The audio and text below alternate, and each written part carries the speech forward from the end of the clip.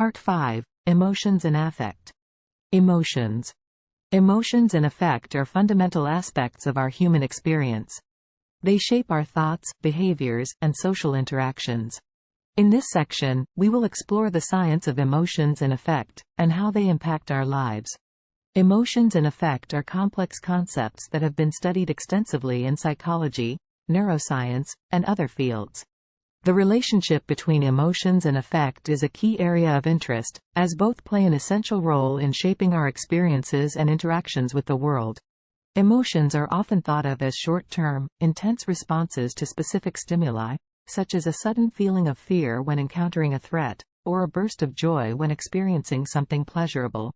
These emotional responses involve a range of physiological and psychological processes, including changes in heart rate, breathing, hormonal levels, and neural activity in various regions of the brain. There are many ways to categorize emotions, but some commonly recognized types of emotions include 1. Basic emotions.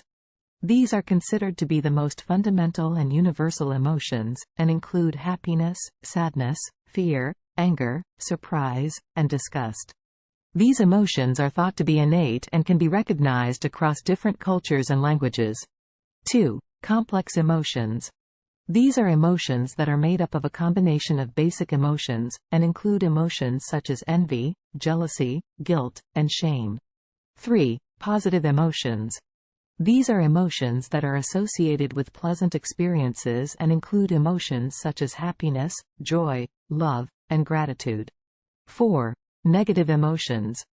These are emotions that are associated with unpleasant experiences and include emotions such as sadness, anger, fear, and disgust. 5. Self-conscious emotions. These are emotions that involve awareness of oneself as an individual and include emotions such as pride, shame, and embarrassment. 6. Moral emotions. These are emotions that are related to moral and ethical behavior and include emotions such as empathy, compassion, and indignation. It's important to note that emotions are complex and can often blend together in unique ways, so these categories are not always mutually exclusive. Additionally, there may be cultural and individual differences in the way emotions are experienced and expressed. Research has shown that these different types of emotions can have different effects on our physical and mental health. For example, experiencing positive emotions such as happiness and gratitude has been linked to improved immune function, lower levels of stress hormones, and reduced risk of depression and anxiety. On the other hand, experiencing chronic negative emotions such as anger and sadness has been associated with an increased risk of cardiovascular disease, diabetes, and other health problems. Furthermore, the expression of emotions can have important social consequences. For instance, research has found that the expression of positive emotions such as happiness and enthusiasm can lead to better social relationships and increased job satisfaction. However, the expression of negative emotions such as anger and sadness can lead to social rejection and negative interpersonal outcomes. Understanding the different types of emotions and how they are experienced and expressed can be useful in a variety of contexts, such as therapy, education, and workplace settings. By recognizing and understanding our emotional experiences and those of others, we can better manage our emotions, communicate effectively, and build stronger relationships. Subjective feelings. Subjective feelings are personal and often unique to an individual's emotional experience.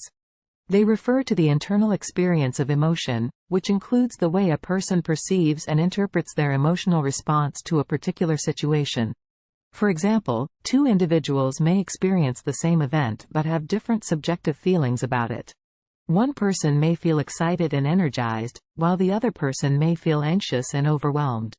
Subjective feelings are not always easy to describe or communicate to others because they are deeply personal and often not easily articulated.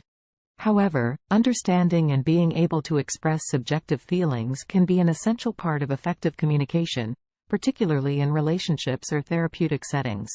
Research has shown that subjective feelings are linked to different patterns of physiological responses in the body. For example, when a person experiences fear, their body responds with increased heart rate, sweating, and heightened arousal.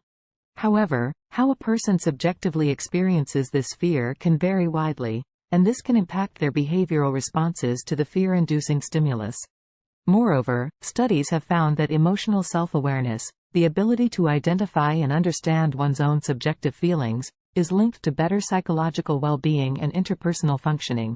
People who are more emotionally self-aware tend to have better communication skills, more satisfying relationships, and are better able to regulate their emotions in response to challenging situations. In summary, subjective feelings are a crucial component of emotional experiences, and understanding them can help us better understand our own emotions and communicate effectively with others. Behavioral responses. Behavioral responses are observable actions or reactions that reflect our emotional state.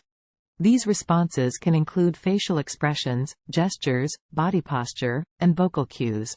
For example, when we feel happy, we might smile, laugh, or jump up and down with excitement.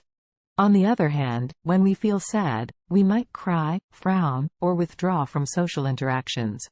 Behavioral responses are not only shaped by our emotional state but also by social and cultural norms. In some cultures, it may be considered inappropriate to express emotions openly, while in others, emotional expressiveness may be highly valued.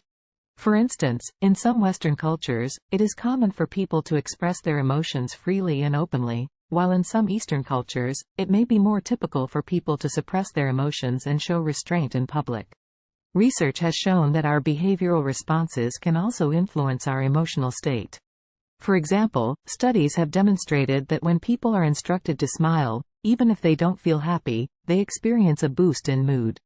Similarly, adopting a more confident posture or using positive body language can increase feelings of self-esteem and confidence.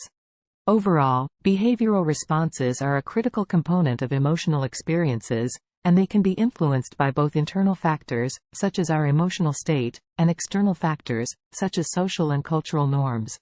Research has shown that emotions can have a significant impact on our physical and mental health.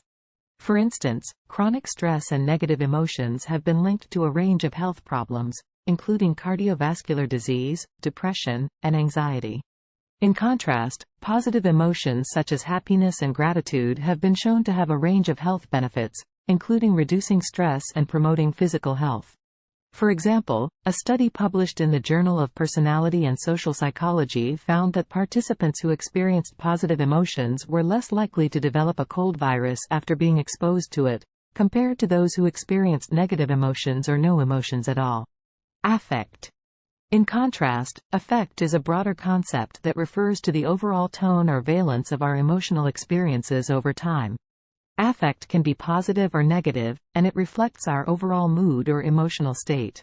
For example, a person who experiences frequent bouts of happiness and contentment would be said to have a positive affect, while a person who experiences more sadness and anxiety would be said to have a negative affect. Affect is thought to be influenced by a range of factors, including genetics, personality, life experiences, and environmental factors. It can also be affected by mood disorders, such as depression or bipolar disorder, which can alter a person's affective experiences and make them more prone to negative emotions. Affect is an important concept in the study of emotions and psychology, as it can have a significant impact on a person's mental and physical health, as well as their social and emotional well-being. Research has shown that a person's affective state can have an impact on their cognitive processes, decision-making, and behavior.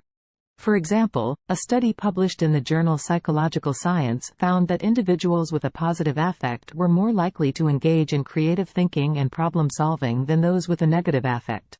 The researchers suggested that this may be due to the fact that positive affect is associated with broader thinking and increased cognitive flexibility. Similarly, research has shown that a person's affect can have an impact on their physical health outcomes. For example, a study published in the journal Psychosomatic Medicine found that individuals with a more positive affect had lower levels of inflammation, which is a risk factor for a range of chronic health conditions such as cardiovascular disease and cancer. Affect can also be influenced by social and environmental factors, such as social support and exposure to stressors. For example, research has shown that individuals who have strong social support networks are more likely to have a positive affect and better mental health outcomes. Overall, the concept of affect is a complex and multifaceted one that plays an important role in our emotional experiences and overall well-being. Emotions and affect. The social and interpersonal aspects of emotions and affect are also important. Our emotions can impact our interactions with others, and can be influenced by social support, relationships, and cultural factors. For example, research has shown that individuals who experience positive emotions are more likely to engage in prosocial behavior, such as helping others or cooperating with others in social situations. Conversely, negative emotions can lead to increased aggression and social withdrawal. Understanding our emotions and affect can also be useful in therapy and self-improvement. By becoming more aware of our emotional experiences, we can better manage our reactions to them and improve our overall well-being. For example, cognitive behavioral therapy, CBT, is a type of therapy that helps individuals identify and change negative thought patterns and emotional responses, leading to improved mental health outcomes. Overall, the study of emotions and affect is a fascinating and complex field that continues to be explored by researchers and practitioners alike. By understanding the role of emotions and affect in shaping our experiences and interactions with others, we can improve our mental and physical health, enhance our relationships, and develop greater self-awareness and emotional regulation skills. So whether you are a scientist, a healthcare professional, or simply someone interested in understanding human behavior, the study of emotions and affect is a fascinating and important field that can help us improve our lives and relationships. So take a moment to reflect on your own emotional experiences, and consider how they impact your thoughts, behaviors, and interactions with others. And remember, emotions are a natural and essential part of the human experience and can help us connect with others and find meaning and purpose in life.